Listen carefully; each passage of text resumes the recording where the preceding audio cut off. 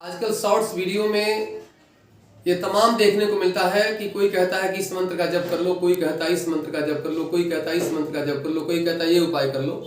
लेकिन मैं आप लोगों से कहूँगा, मैं ये नहीं कहता कि जो लोग कहते हैं वो गलत है, सब सही है। लेकिन हम क्या करते हैं, वो भी उपाय करते हैं, वो भी उपाय करते हैं, वो भी उपाय करते हैं, वो भी उपाय करते हैं, तो फिर कुछ भी हमें सफलता नहीं मिलेगी। ये तो वही वाली बात हो गई कि आप जमीन को 10 फीट वहां खोदते हैं, 20 फीट वहां खोदते हैं, 30 फीट वहां खोदते हैं, 50 फीट वहां खोदते हैं, खोदते ही रह जाते हैं, पानी कहीं से नहीं निकलता। तो कहा गया है ना, एक ही साधे सब सदे और सब साधे सब जाए।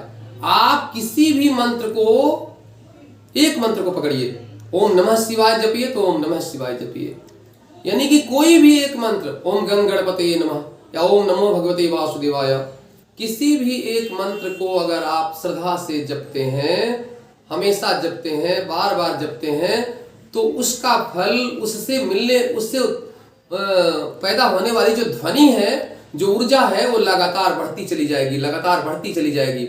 और फिर आप ब्रह्मांड से कनेक्ट होते चले जाएंगे, ब्रह्मांड से कनेक्ट होते चले जाएंगे। और इस तरह से आपकी आवाज, आपकी वो ध्वनि, आपकी वो ऊर्जा सीधे उस ईश्वरीय शक्ति तक पहुंचेगी जिसकी आप प्रार्थना कर रहे हैं।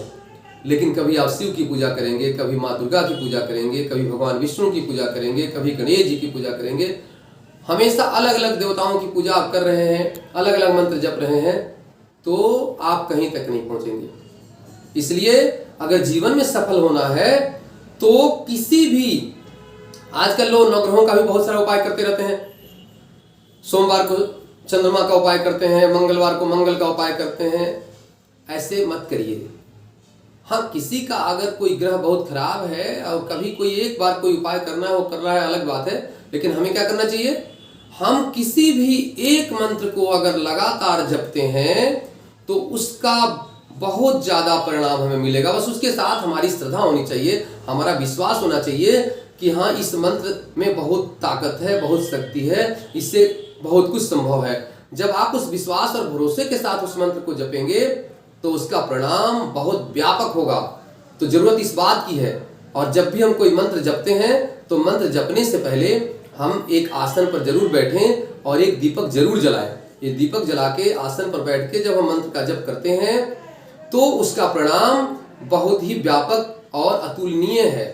इसलिए हमारा ये कहना है कि आप एक को साधिए तो सब सज जाएगा, और सबको साधने की कोशिश करिएगा तो एक भी नहीं सदेगा। इसलिए एक साधिए।